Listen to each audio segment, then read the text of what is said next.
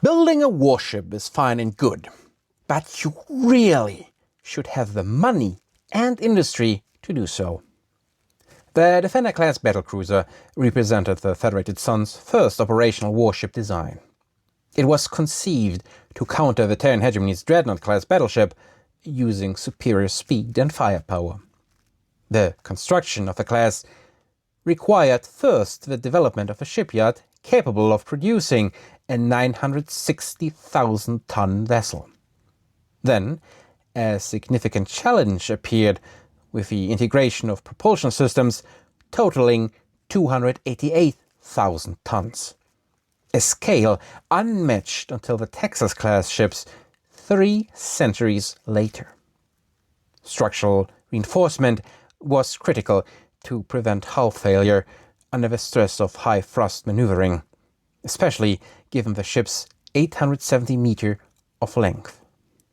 Deliveries of the class proceeded slowly, primarily due to the technical and financial challenges associated with manufacturing the massive engines. The Federated Suns received the first Defender in 2360. The vessel proved capable of engaging a Dreadnought on equal terms. A full decade elapsed before the second vessel entered service.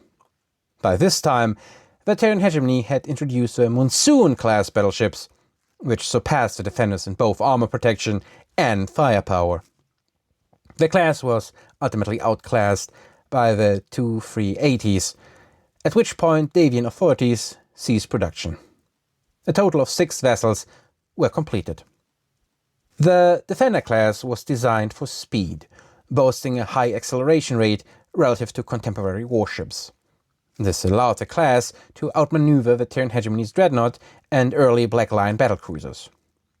The hull carried 765 tons of standard armor concentrated in the bow, forward sides and aft sections, protecting the propulsion systems. Main armament consisted of a combination of Class 35 and Class 20 naval autocannons, positioned primarily in the forward sections and along the broadsides. A notable vulnerability of the class was the absence of capital-class weapon coverage on the aft-facing sides and rear. Consequently, crews relied on the ship's speed and maneuverability to bring heavy weapons to bear.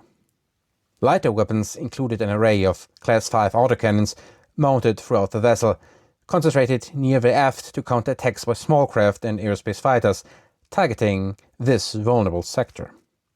The design also incorporated multiple machine guns distributed across the hull, functioning in a point defense capacity.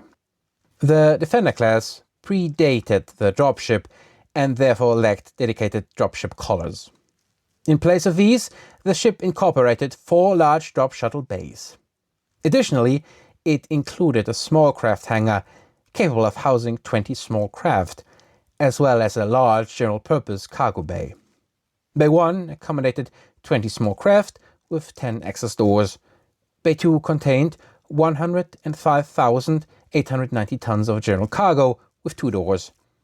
Bays 3 through 6 each served as drop shuttle bays with a capacity of 20,000 tons per bay and 1 door per bay. The class saw irregular active service, being reactivated multiple times following initial deployment. By 2765, surviving vessels were returned to service within the Federated Suns Navy. 2 ships formed part of a cruisers fleet, including the FSS Golden Lion, which served as flagship of the entire fleet under the command of Fleet Admiral Alexei Vyskov. The Defender class achieved historical significance during the Battle of Cholame. The Golden Lion's action during this engagement effectively blunted the Draconis Combine's fleet assault, significantly disrupting the faction's operational capabilities during the early stages of the First Succession War.